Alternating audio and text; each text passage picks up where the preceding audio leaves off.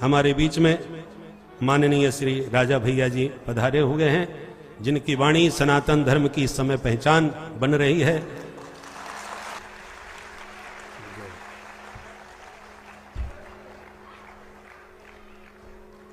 श्रद्धेय पाराशर जी महाराज हम लोगों के बीच में विराजमान है, ये हम सभी लोगों का सौभाग्य है। अपनी ओर से इस सभा मंडप में विराजमान सभी वरिष्ठ जनों की ओर से, सभी माताओं की ओर से और विशेषकर श्री गुल्लू मिश्र, उनके माता पिता, जजमान परिवार की ओर से मैं उनका स्वागत करता हूं, अपने श्रद्धा सुमन अर्पित करता हूं। श्रीमद् भागवत इतनी सरस और इतने सरल ढंग से कहने वाले भागवताचार्य हमारी दृष्टि में कोई दूसरे नहीं है। हम सभी लोग ललायित रहते हैं कि कब आपके श्रीमुख से श्रीमद् भागवत सुनने का अवसर मिलेगा, सुअवसर मिलेगा। और जैसा कि मैं कहता हूं कि एक भागवताचार्य के रूप में इस व्यासपीठ से श्रद्धेय महाराज जी ने हम सब लोगों के लिए एक औषधि दी है। उनके उपदेश को ग्रहण करते हुए हम अपने जीवन को, अपने धर्म को एक सुमार्ग की ओर ले जा सकते हैं। जिस तरह से हम बीमार हों और डॉक्टर के पास जाएं, डॉक्टर दवा देता है, लेकिन उसका लाभ तभी होता है जब मरीज उस दवा का नियमित सेवन करे। तो एक वैद्य की तरह आप आए हैं और श्रीमद् भगवत कथा रूप जो औषधि हमको देके जा रहे हैं, उसका हम सभी लोग निरंतर और नियमित रूप से सेवन करें। इसमें हमारा, केवल हमारा ही नहीं, हमारे पूरे परिवार का, हमारे पूरे क्षेत्र का भला है।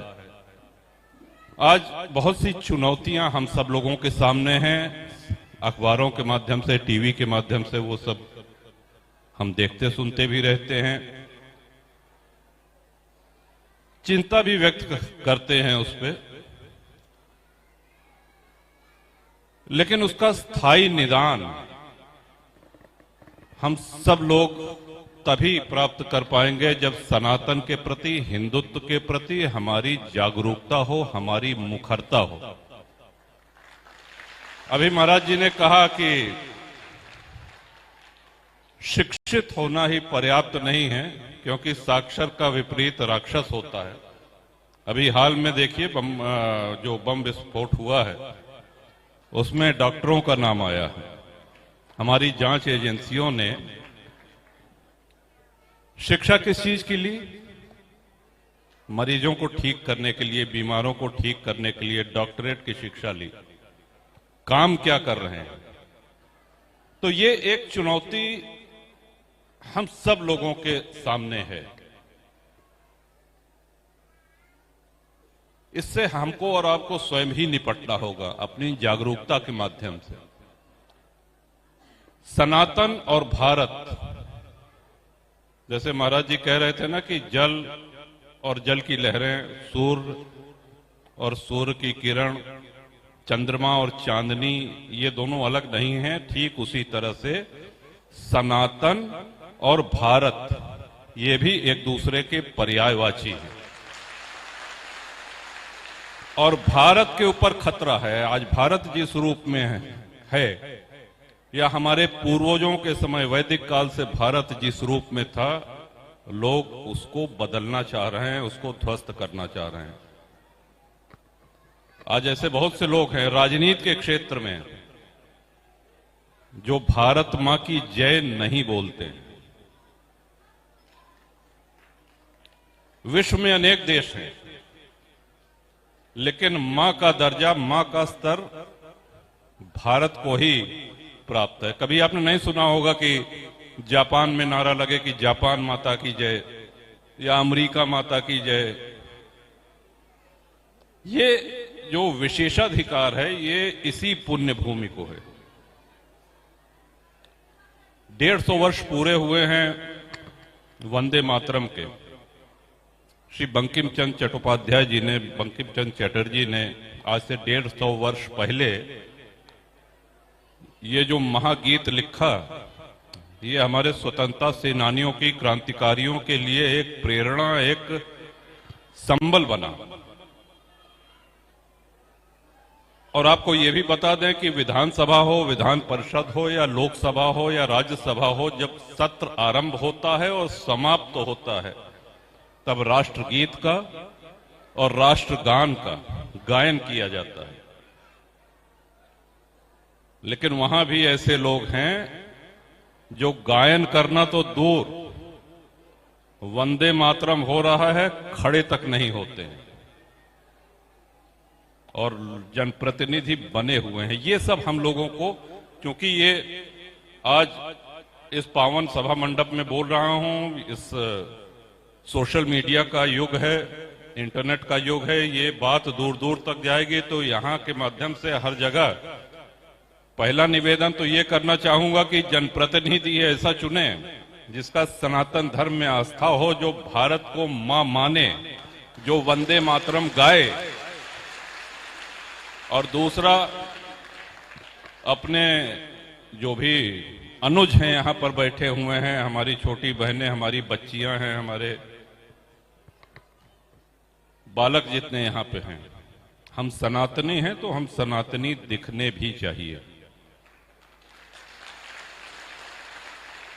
टीका लगा हुआ करें, चंदन लगा हुआ करें, 24 घंटा हो थे एक दिन में, कम से कम आधा घंटा, 1 घंटा, जिनके बदौलत सब कुछ है, वह ईश्वर के चिंतन, वह ईश्वर के पठन पाठन, वह ईश्वर के चिंतन मनन अवश्य करें।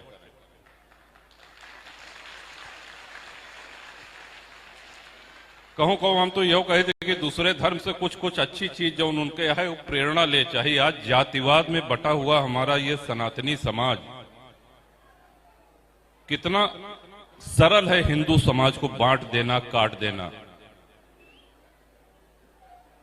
हैं कुछ महात्मा ऐसे जो कह रहे हैं कि बटोगे तो कटोगे। धीरे धीरे अब लोगों के समझ में भी आ रहा है। हिंदू समाज की एकता के लिए पदयात्रा निकाली जा रही है। आम जनमानस बहुत सहर्ष, पूरे उत्साह के साथ उसका स्वागत कर रहा है। जागरूकता आ रही है, लेकिन सैकड़ों वर्ष की गुलामी के बाद जागरूकता की ये जो गति है, इसमें और तीव्रता आनी चाहिए और तेजी आनी चाहिए। और वो तेजी तभी आएगी जब हम और आप सभी लोग संकल्पबद्ध होकर के अपने सनातन धर्म को और अपने भारत माता को नई ऊंचाइयों तक ले जाने के लिए यहां से शपथ लेकर के, संकल्प करके यहां से जाएं। महाराज जी के अमृत वचन सुन करके प्रभु श्री राम, प्रभु श्री कृष्ण, इनके आदर्शों से प्रेरणा लेकर के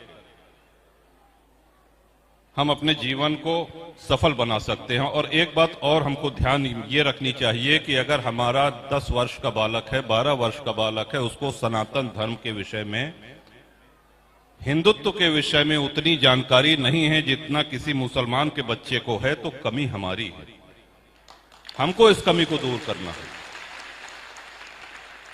अब एकरे ऊपर हमका सबे को उठाए क्या है कि मतलब कहां बेटवा कहां पढ़ता है, बिटिया कहां पढ़ती है, तो फलाने स्कूल में पढ़ रही है।